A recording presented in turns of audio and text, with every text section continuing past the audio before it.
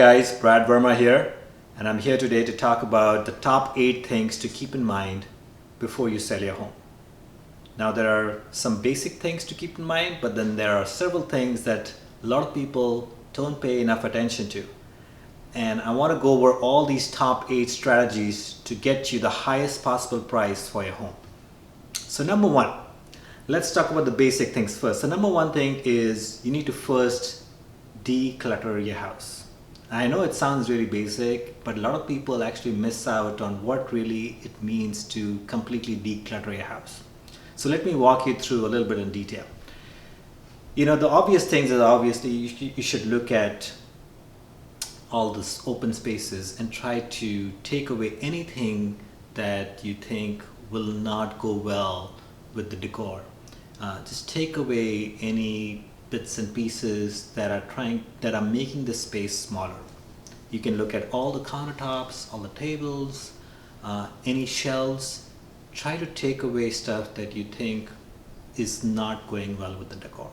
So that's number 1, is just, look at the open spaces, take away things that don't look appropriate. And then also look behind the closets, behind the drawer, inside the drawers. Just look behind because buyers, when they come in, they're not necessarily just going to look at the open spaces.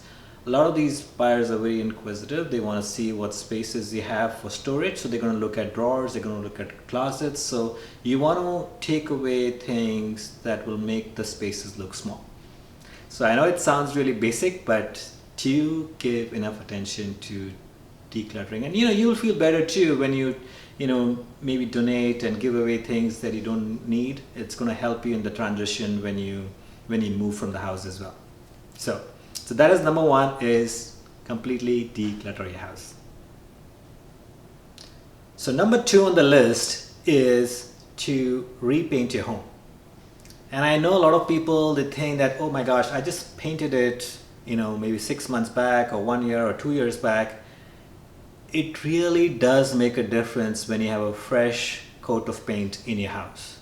And it's such a small investment compared to the return that you can get on that investment that I highly recommend all of you to consider that before you put your house on the market.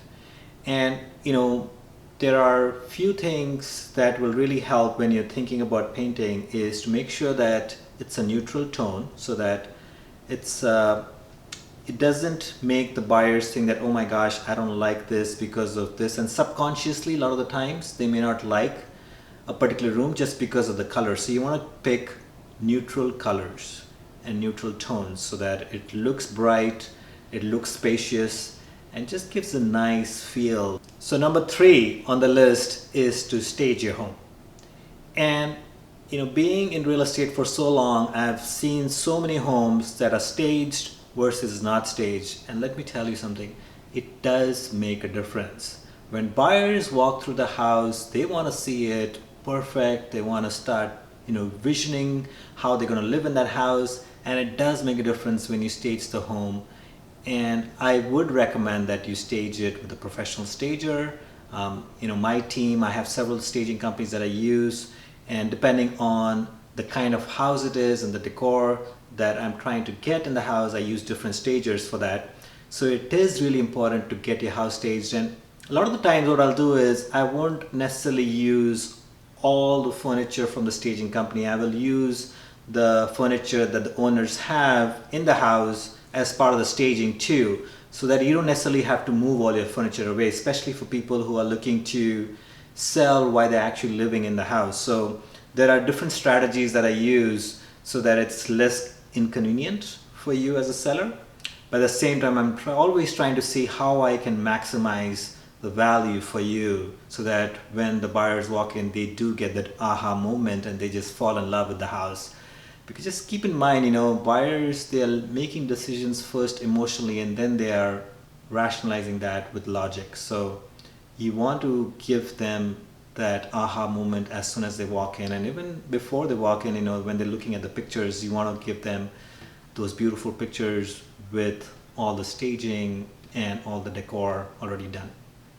So number 4 is depersonalize all the spaces.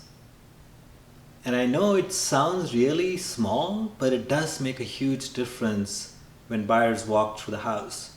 What I mean by depersonalizing is take away all, any pictures, any family pictures, any big artwork that might not go well with the decor and the interiors.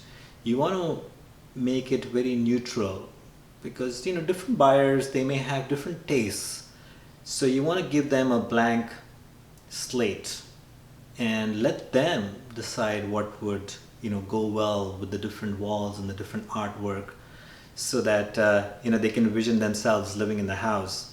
So it does help to depersonalize all the different rooms. Just look at all the different spaces that you have, and you can maybe put away the family pictures and some personal artwork.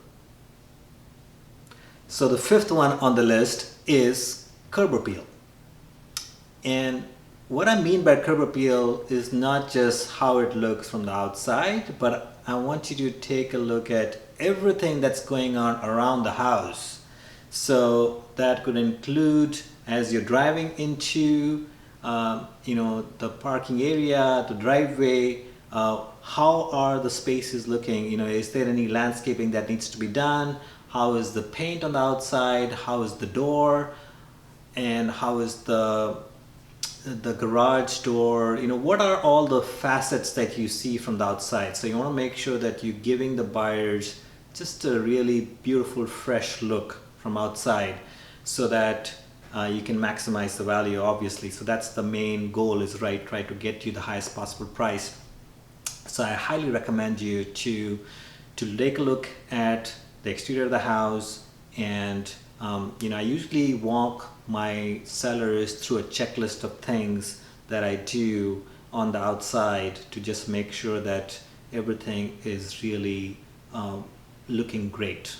So that could include the paint outside, and tiles, any kind of landscaping, any kind of concrete stonework that is there, just a general checklist. So, and you can do that as well if you just want to just walk around and see what are the things that need to get done. So number 6 on the list is fixing any small things in the house that needs to be fixed. And I know that a lot of the times, you may not think that it's that significant. Oh, that knob is not working, and it's okay, they're not going to notice it. But please, just make a checklist of all the things that need to be fixed in the house and try to get as many done as possible, because buyers do notice, yeah, maybe that switch is not working fine, and maybe they won't notice it immediately, but all the buyers, they like to have everything checked. And if they don't pick it up, guess who's going to pick it up? The inspection report. So that's another area that you want to be careful, that maybe somebody may not notice it while they're doing the house tour, but when you get the inspection report, which all buyers, they like to get it done. And in this today's market, the sellers usually provide that inspection report. So it's better to fix everything before you get the inspection done. And what do I mean by all those small things? So it could include anything from a squeaky floor, or some electrical switch not working, or some leaking faucet, or the door not closing properly, the window not closing. And so there are so many different small things that could not be working. So you just want to keep that in mind. Just go around each and every room and figure out what it is that needs to be taken care of, and just put it on the list and try to get it done. And maybe there is some baseboard that is missing, whatever that small thing is. It could be really small, but the idea is to really make your house look really beautiful and perfect. And again, why do we do that? To get you the highest possible price. So the 7th thing that I want to talk about today that you need to do for your house before you put the house on the market is add some life to the house. And what do I mean by that? Mainly plants. Plants really do make the interiors of houses look much more beautiful. And I have studied architecture, I've studied Vastu and Feng Shui, and I try to incorporate a lot of those principles into the house when I'm selling them, so that it looks like a very inviting house where you have beautiful spaces that have great energy levels. And plants is just a very simple way to create that high energy levels, high energy vibrations inside the house. You could just have some flowers, at the entrance or in the kitchen, some orchids. Those are great because they have a really long life. Some indoor plants. It just adds a lot of life and good vibrations in the house, and it also keeps it fresh. You want to have that fresh air, fresh feeling inside the house. So that really does help when you're selling. I don't know, it may sound really insignificant, but it does all add up. And I really go to great lengths to actually, before I do the open house, I also sometimes have a fountain or some kind of a water body and some light music, and even have some candles in there, just to give the buyers the feeling of what it would be like to actually live in the house, and how warm and friendly it can be in that house. I want to create the best possible environment for the house so that your house shows in the best possible light. And why do we do that? To get you the highest possible price. So number 8 on the list is selecting a real estate agent for your house, just to help you represent and sell your house at the highest possible price.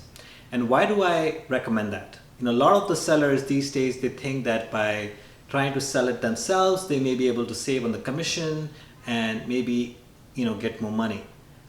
But just think about it. This is one of the biggest investments that you have. And if you're going to rely just on your skill set to market and sell and negotiate for your house, you may be leaving a lot of money on the table. So it always helps to get a real professional who is very well educated in the market, knows the local market really well, and can negotiate on your behalf to get you the highest possible price. And when I'm working with my sellers, my goal is always to see what I can do to help them negotiate, and get them the highest possible price in different ways. A lot of the times it's in the prepping the house. There's also the marketing of the house, and then while we getting offers, it's negotiating on those offers to get them that highest possible price. So I would highly recommend get somebody that can represent you and work for you, and do all the work that is required, and not worry about the commission, because a good agent should be able to get you a lot more money that you would actually get if you were going to try to sell it by yourself. So don't worry about the commission. Think about how much more money that you can actually get by having a real professional.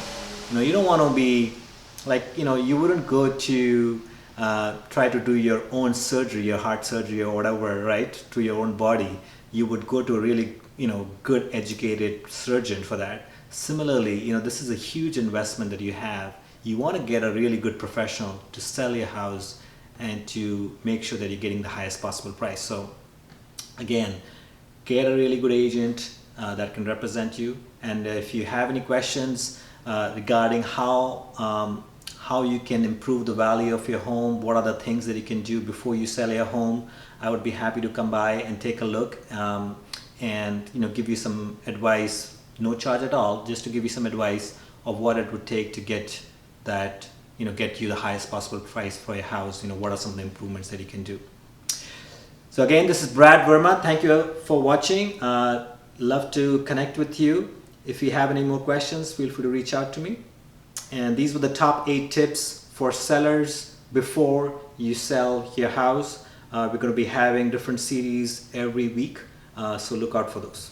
Talk to you soon.